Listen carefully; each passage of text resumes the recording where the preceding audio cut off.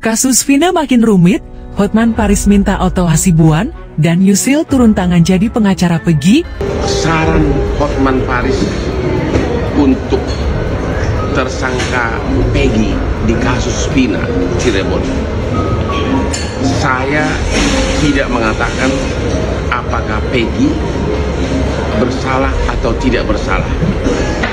Yang jelas katanya Peggy itu adalah tersangka DPO yang kemudian ketangkap.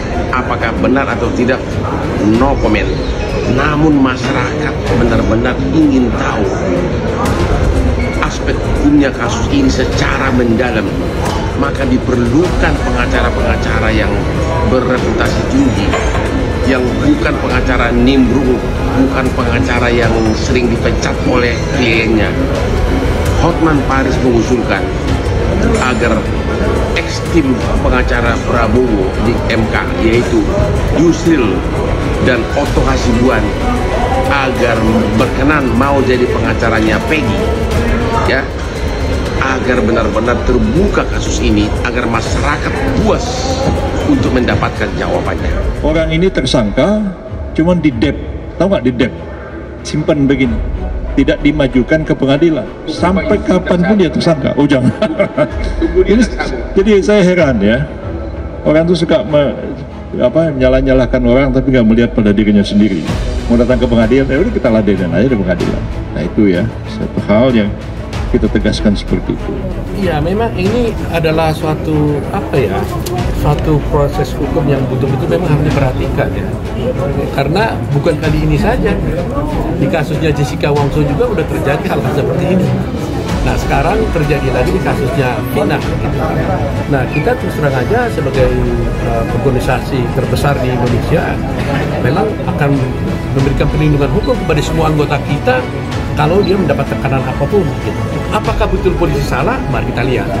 Kita juga, saya tidak berani menuduh terlalu prematur kan, mendahului kan. Saya menyatakan kepada semua orang yang menyaksikan semua ini, saya mohon dukungannya untuk membela anak saya karena anak saya tidak bersalah. Untuk kepolisian, Pak, tolong bebaskan anak saya karena anak saya tidak bersalah dalam kasus ini. Peggy tidak pernah membunuh siapapun. Ditangkapnya DPO kasus pembunuhan Vina Cirebon Peggy Setiawan alias Perong di Bandung beberapa waktu lalu rupanya tak membuat kasus yang terjadi tahun 2016 itu tuntas. Justru kasus pembunuhan Vina Cirebon semakin rumit hingga membuat publik banyak bertanya-tanya perihal kejadian sebenarnya. Peggy Setiawan alias Perong yang diharapkan publik sebagai pelaku sebenarnya justru saat ini menuai polemik jika Peggy Perong yang ditangkap di Bandung itu bukanlah pelaku sesungguhnya. Ditambah polisi yang sebelumnya mengeluarkan 3 nama DPO justru menghapus 2 DPO yang disebut hanyalah fiktif. Pengacara kondang Hotman Paris pun juga merasa ragu jika Peggy Setiawan alias Perong yang ditangkap Polda Jawa Barat adalah pelaku pembunuhan Vina Cirebon. Kini, melalui unggahan akun Instagram pribadinya pada Selasa 4 Juni 2024, Hotman Paris memberi saran terkait polemik Peggy Setiawan yang ramai saat ini. Saran Hotman Paris untuk tersangka Peggy di kasus Vina Cirebon. Saya tidak mengatakan apakah Peggy bersalah atau tidak bersalah. Yang jelas katanya Peggy adalah tersangka DPO yang ditangkap, itu benar atau tidak, no comment, kata Hotman Paris. Namun melihat polemik Peggy Setiawan yang dianggap hanya kambing hitam atas kasus, membuat publik mendesak agar kasus tersebut benar-benar dapat terungkap secara jelas. Sebab, kata Hotman Paris, kasus Vina Cirebon perlu pengacara yang memiliki reputasi tinggi, bukan pengacara yang mencoba mencari popularitas dalam kasus itu. Maka dari itu, Hotman meminta para kuasa hukum Prabowo Subianto yang turut hadir di sidang Mahkamah Konstitusi agar menjadi bagian dalam kasus Vina Cirebon. Hotman Paris mengusulkan agar ex-tim pengacara Prabowo di MK yaitu Yusril Iza Mahendra dan Otto Hasibuan agar berkenan mau jadi pengacara Peggy, agar kasus ini benar-benar terbuka, agar masyarakat puas mendapatkan jawabannya, ujarnya.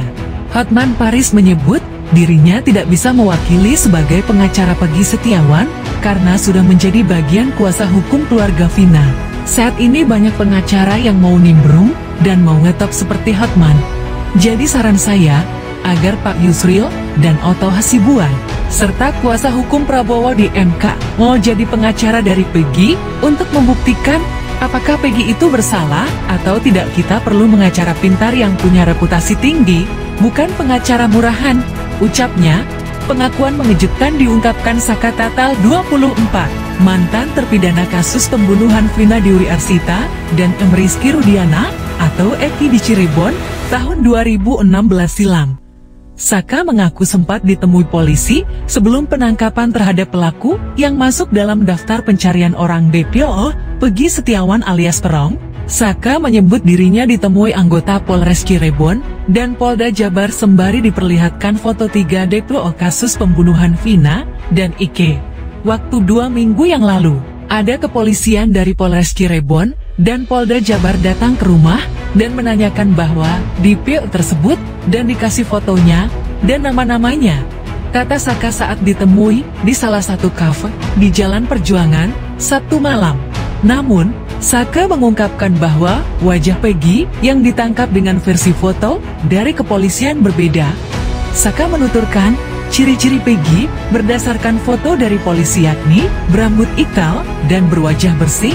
Selain itu, sambung Saka, Peggy dalam foto tersebut juga memakai tindik di telinga.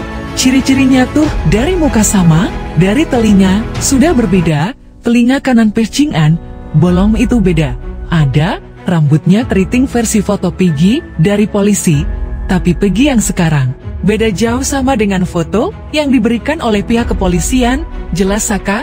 Polisi, ujar Saka, juga sempat menanyakan apakah Saka memang terlibat dalam kasus ini seperti yang diputus pengadilan 8 tahun lalu. Saka jelasin semuanya, kalau Saka nggak ngelakuin, ucapnya. Saka mengatakan, polisi juga menanyakan apakah ia mengenali foto-foto DPO yang mereka tunjukkan. Peggy Setiawan alias Peron, salah satu pelaku pembunuhan Vina Cirebon yang selama 8 tahun menjadi buronan, akhirnya berhasil ditangkap polisi di Jalan Kopo, Bandung, Jawa Barat pada Selasa malam, 21 Mei tahun 2024. Penangkapan ini menjadi sorotan publik karena beberapa pihak meragukan identitas Peggy sebagai pelaku sebenarnya.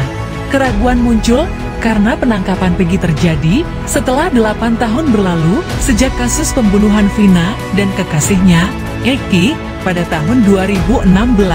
Selain itu, latar belakang Peggy sebagai kuli bangunan yang tinggal di rumah sederhana bersama keluarganya juga menimbulkan pertanyaan, mengapa polisi membutuhkan waktu lama untuk menangkapnya?